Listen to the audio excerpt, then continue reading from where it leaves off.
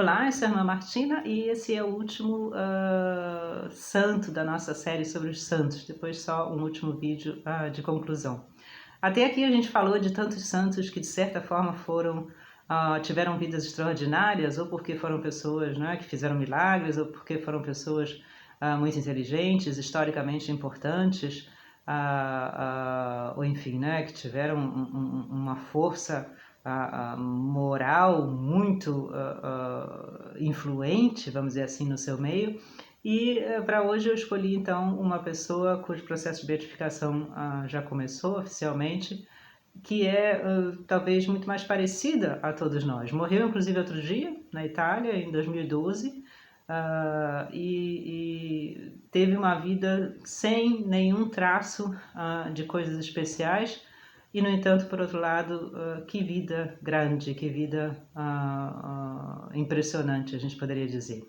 Chiara Corbello era uma menina de Roma, italiana, filha de uma família de classe média, tinha uma irmã e a família era ligada à renovação carismática, gente católica italiana, como, enfim, é típico, e teve uma infância e uma adolescência completamente normais, como a maioria de todos nós.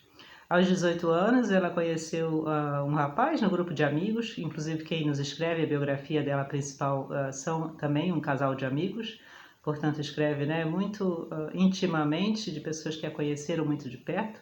E ela conhece então esse rapaz, Enrico, que era um fisioterapeuta, pessoa inclusive mais simples do que a sua própria família, e os dois, como acontece com todos nós, acabam se interessando um pelo outro enfim, acabam tendo 6 anos de um namoro, noivado, que vai dar no seu casamento. Esse período já de namoro e noivado é um período turbulento, é um período difícil.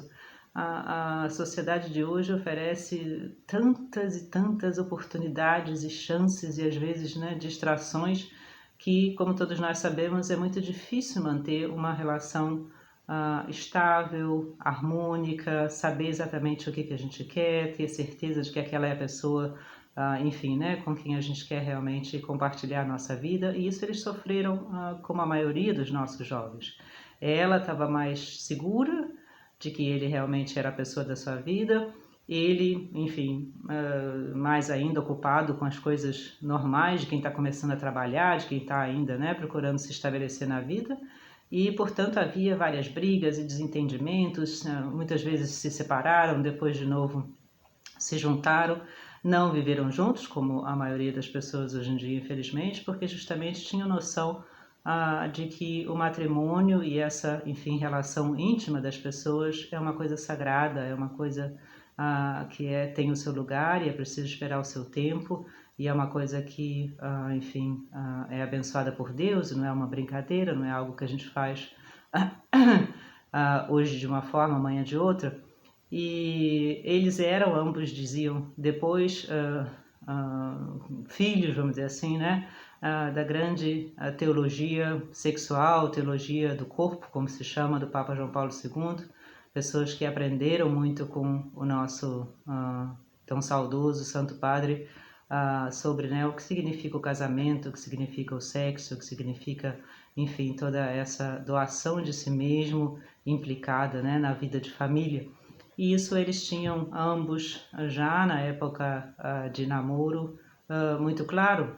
E isso fez com que eles, inclusive, devido a essa, enfim, relação turbulenta que eles tinham um pouco, procurassem um padre amigo, um franciscano, ainda jovem também, e conversassem com ele sobre esse seu problema. Mais uma vez a gente vê os santos se abrindo sempre à luz de Deus, buscando realmente o que Deus quer, e não como tantos de nós, simplesmente, né, se obstinando na sua própria opinião, no seu próprio egoísmo, muitas vezes, nas suas próprias ideias, e portanto perdendo as graças que Deus nos dá. Eles vão então até esse sacerdote e contam um pouco, de uma forma muito amistosa e normal, os seus problemas, e o sacerdote dá um conselho espiritual e diz: lembrem sempre de que em tudo que a gente faz, isso é uma coisa que ela vai guardar até o fim da sua vida, a gente deve ter como objetivo maior a vida eterna. Nada do que a gente faz para terminar aqui, nada do que a gente faz, enfim, né, não tem consequências. A vida não é um jogo, não é uma brincadeira.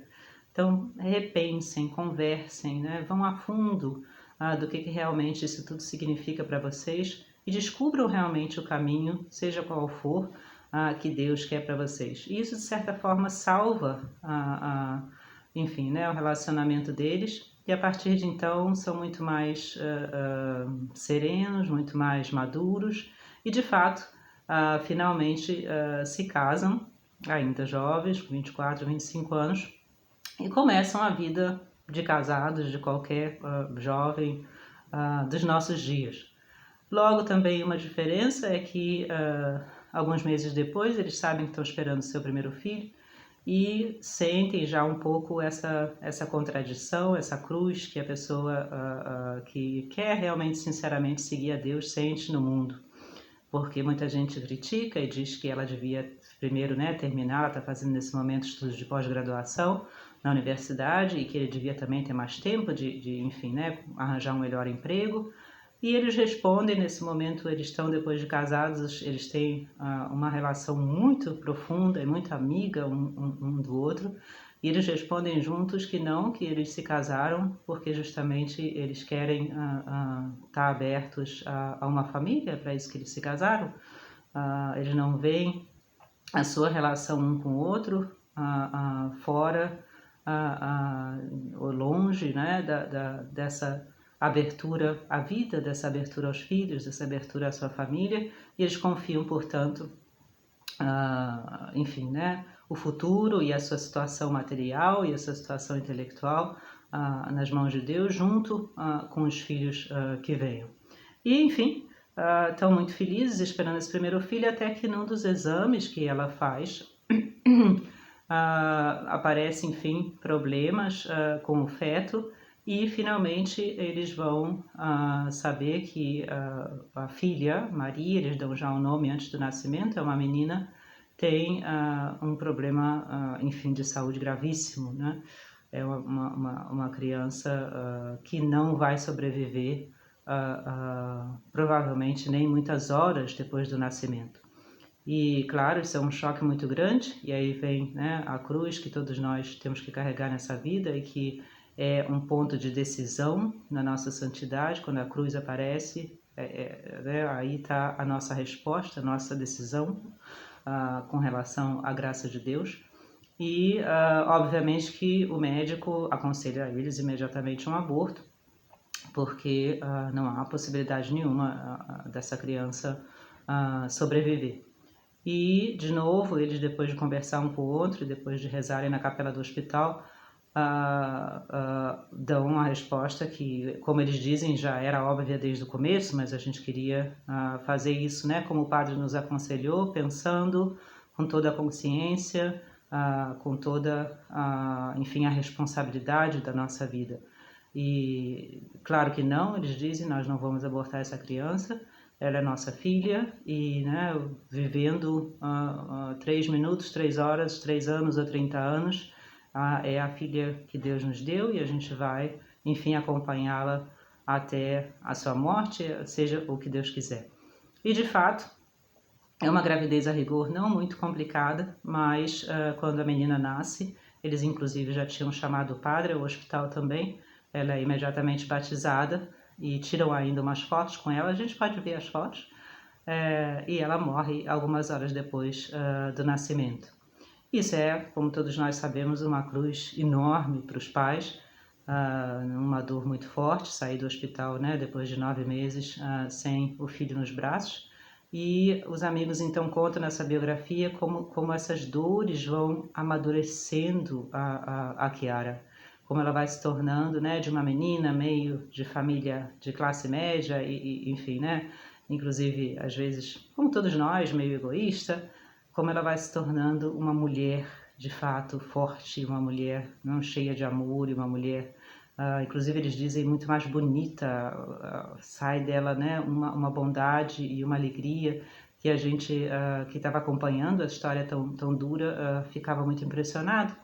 Enfim, eles voltam para casa, voltam para sua vida mais amadurecidos, E muita gente diz, então, que obviamente eles não deviam ter um segundo filho, porque, né, já foi esse desastre com o primeiro.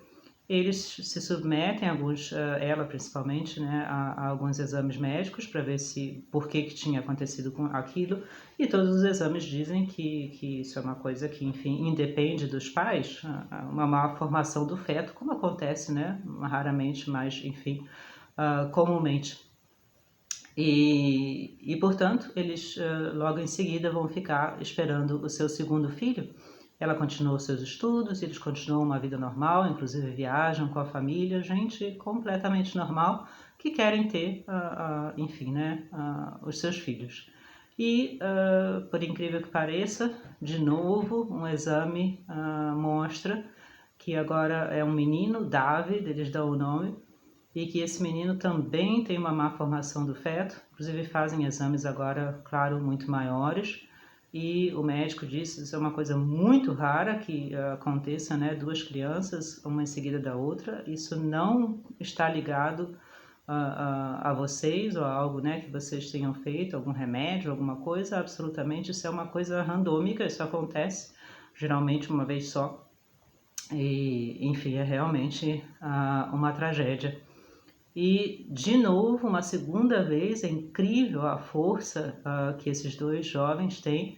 Eles passam pela mesma situação. De fato, o menino nasce, vive algumas horas, inclusive os amigos contam inclusive histórias engraçadas, que eles queriam, por exemplo, né, que o padre viesse batizar a criança, mas havia um típico engarrafamento em Roma e o padre teve que vir numa lambreta, aquelas lambretas típicas de Roma, né? E chegou no hospital na última hora e de fato esse menino também veio a morrer. E é bonito como os amigos descrevem isso, porque os amigos faziam parte de tudo isso, né? Estavam falando no celular com eles e acompanhando. Os amigos, esse casal de amigos tinha também a sua própria família. E como eles vão enfim, contando dessa enorme força que as pessoas, que esse casal encontra no meio da sua dor, inclusive no meio da crítica de muita gente, dessa enorme força que eles encontram no amor um do outro, mas, obviamente, sobretudo na oração e na Eucaristia.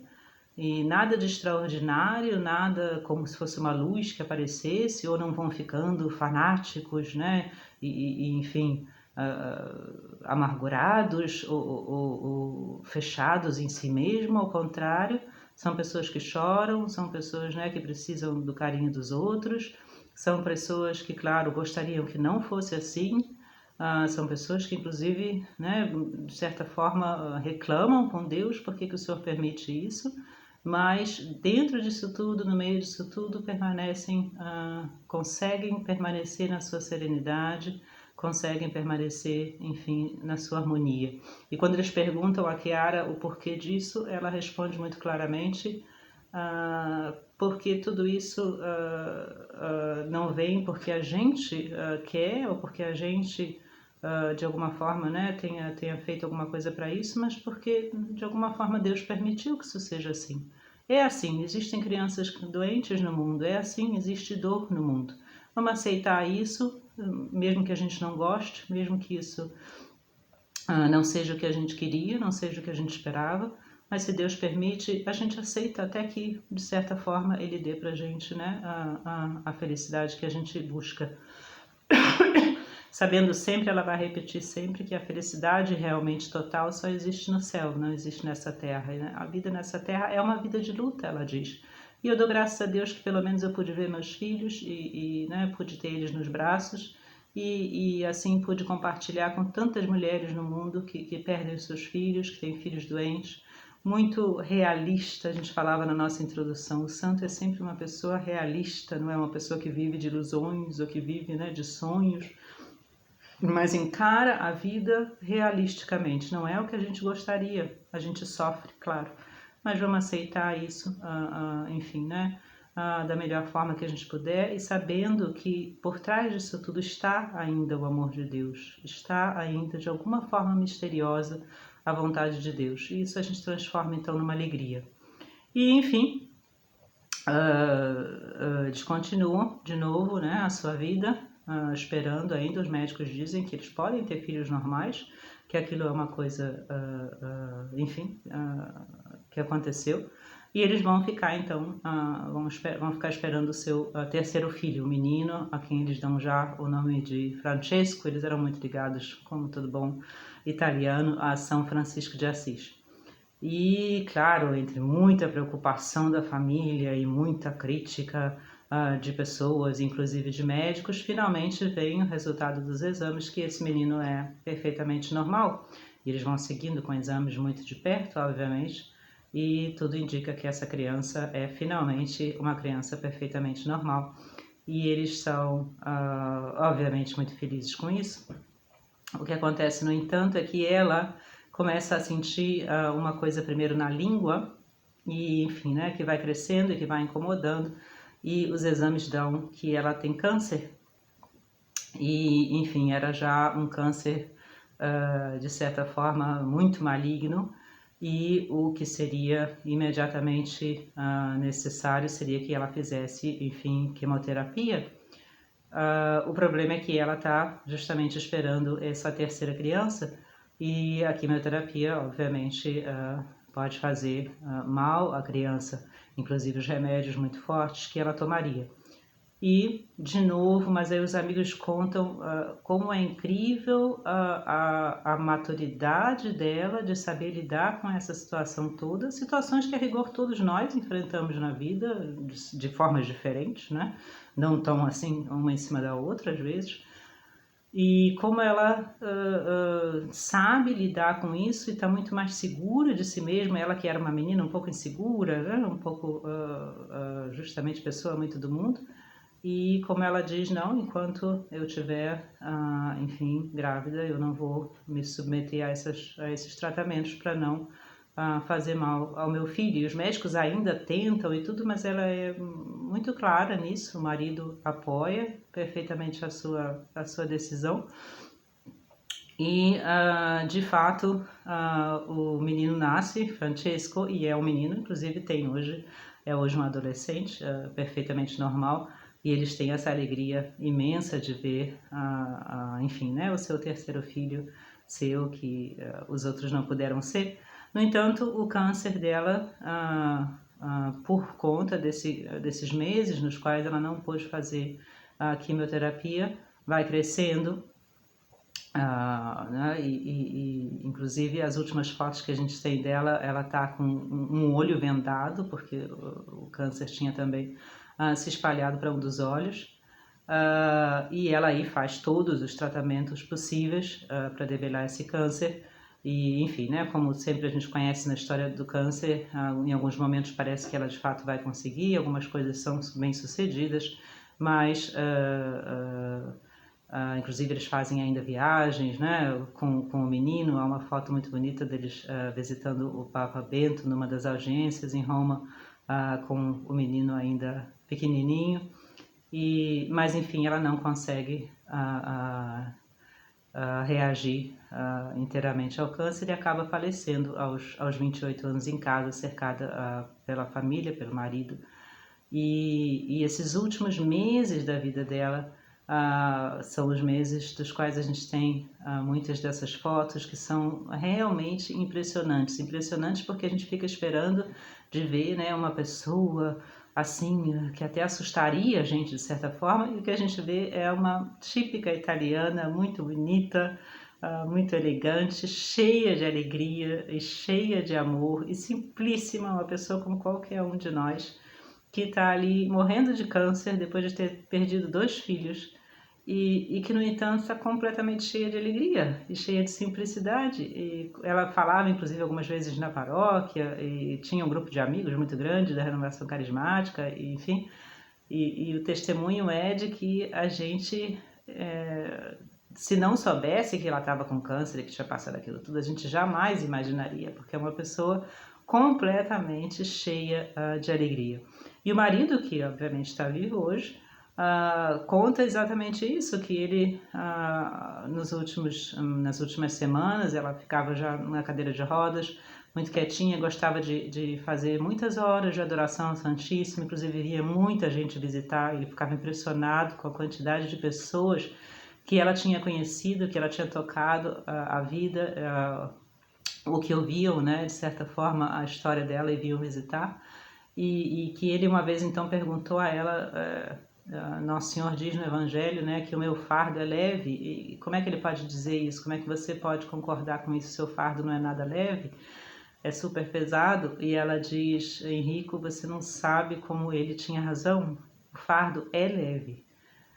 O que faz o fardo pesado para a gente na vida não é o sofrimento, é o pecado, é se separar de Deus, é viver uma vida, enfim, né, ruim, uma vida que é corrompida realmente pelo mal. Quando a gente sabe que a gente não fez isso, quando a gente sabe que a nossa vida está nas mãos de Deus, o sofrimento, a rigor, inclusive pode se tornar alegria, porque a gente oferece isso pelos outros, porque não é, a gente se une às pessoas do mundo inteiro que sofrem e porque a gente aceita estar na cruz com Jesus, com Nosso Senhor.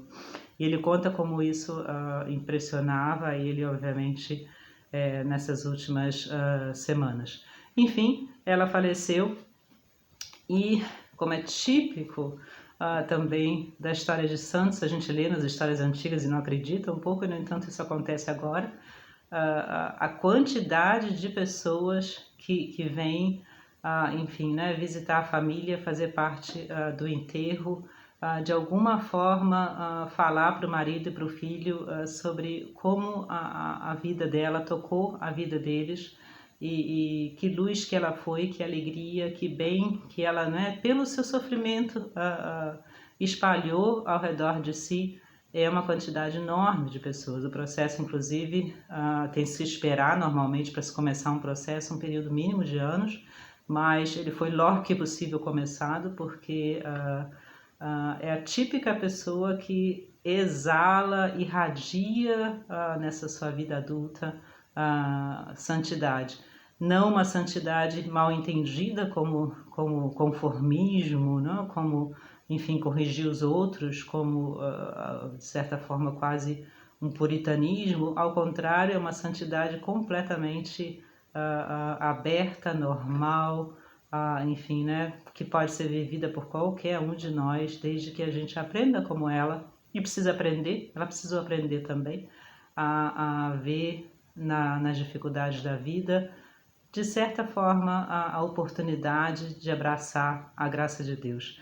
E a gente fica então impressionado de ver nos nossos tempos, enfim, né, outro dia, uma pessoa que é tão forte, que pode passar por essas coisas de uma forma tão bonita e tão, enfim, cheia da misericórdia e dessa enorme alegria que vem de estar, como ela dizia, a alegria vem de estar junto de Deus, não vem se a gente sofre ou não, não vem de ser rico ou não, não vem nem de que se os nossos planos deram certo ou não, vem da gente realmente se abrir e se deixar levar pela mão de Deus. Até o nosso último encontro. Um grande abraço.